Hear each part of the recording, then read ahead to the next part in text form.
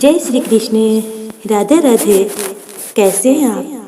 उम्मीद है कि ईश्वर की कृपा से आप कुशल मंगल हैं। तो चलिए चलते हैं आज के आनंद की ओर। मीराबाई की शादी महाराणा सांगा के पुत्र भोजराज से हो जाती है। इस शादी के लिए पहले तो मीराबाई ने मना कर दिया, लेकिन जोर देने पर वह फूट फूट कर रोने लगी। शादी के बाद विदाई के समय वे कृष्ण की वही मूर्ति अपने साथ ले गई, जिसे उनकी माता ने उनका दूल्हा बताया था। ससुराल में अपने घरेलू कामकाज निपटाने के बाद मीरा रोज कृष्ण के मंदिर चली जाती और कृष्ण की पूजा करती, उनकी मूर्ति के सामने गाती और नृत्य करती। उनके ससुराल वाले तुलजा भवानी यानी दुर्गा को कुल देवी मानते थे। जब मीरा ने कुल देवी की पूजा करने से इनकार कर दिया तो परिवार वालों ने उनकी श्रद्धा भक्ति को मंजूरी नहीं दी। मीराबाई की ननद उदाबाई ने उन्हें बदनाम करने के लिए उनके खिलाफ एक साजिश रची। उसने राणा से कहा कि मीरा का किसी के साथ गुप्त प्रेम है और उसने मीरा को मंदिर में अपने प्रेमी से बात करते देखा है। राणा कुंभा अपनी बहन के साथ आधी रात को मंदिर गया। वह मंदिर का दरवाजा तोड़कर अंदर पहुंचा और देखा कि मीरा अकेले ही कृष्ण की मूर्ति के सामने परम आनंद की अवस्था में बैठी मूर्ति से बातें कर रही थी और मस्ती में गा रही थी। राणा मीरा पर चिल्लाया, मीरा, तुम जिस प्रेमी से अभी बातें कर रही हो उसे मेरे सामने लाओ। मीरा ने जवाब दिया, वह सामने बैठा है मेरा स्वामी नैन चोर, जिसने मेरा दिल चुराया है और वह समाधि में चली गई।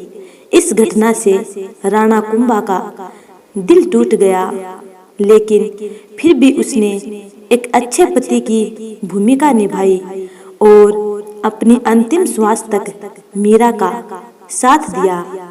हालांकि मीरा को राजगद्दी की कोई चाह नहीं थी, फिर भी राणा के संबंधी मीरा को कई तरीके से सताने लगे।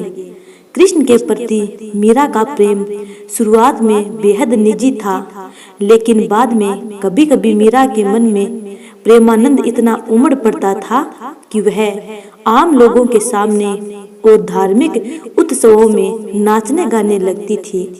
वे रात में चुपचाप चित्तौड़ के किले से निकल जाती थी और नगर में चल रहे सत्संग में हिस्सा लेती थी। मीरा का देवर विक्रमादित्य, जो चित्तौड़गढ़ का नया राजा बना, बहुत कठोर था। मीरा की भक्ति, उनका आम लोगों के साथ घुलना मिलना और नारी मर्यादा के प्रति उनकी लापरवाही का उसने कड़ा विरोध किया। उसने मीरा को मारने की कई बार कोशिश की, यहाँ तक कि एक बार उसने मीरा के पास फूलों की टोकरी में एक जहरीला सांप रख कर भेजा और मीरा को संदेश भिजवाया कि टोकरी में फूलों के हार हैं। ध्यान से उठने के बाद जब मीरा ने टोकरी खोली तो उसमें से फूलों के हार के साथ श्री कृष्ण की एक सुंदर मूर्ति निकली।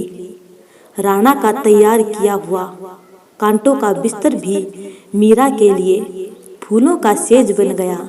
जब मीरा उस पर सोने चली, जब यातनाएं बर्दाश्त से बाहर हो गई तो उन्होंने चित्तौड़ छोड़ दिया। वे पहले मेड़ता गई, लेकिन जब उन्हें वहां भी संतोष नहीं मिला तो कुछ समय के बाद उन्होंने कृष्ण भक्ति के केंद्र वृंदावन का रुख कर लिया। मीरा मानती थी कि वह गोपी ललिता ही है, जिन्होंने फिर से जन्म लिया है अपने कृष्ण के प्रेम को पाने के लिए। ललिता कृष्ण के प्रेम में दीवानी थी। मीरा ने अपनी तीर्थ यात्रा जारी रखी। वे एक गांव से दूसरे गांव नाचती गाती पूरे उत्तर भारत में घूमती रही। माना जाता है उन्होंने अपने जीवन के अंतिम कुछ साल गुजरात के द्वारिका में गुजारे। एक दिन मीरा ने संपूर्ण श्रृंगार किया, अद्भुत श्रृंगार किया और सारी जनता की भीड़ के सामने श्री कृष्ण के भजन गाती हुई द्वारिकाधीश की मूर्ति में समा गई।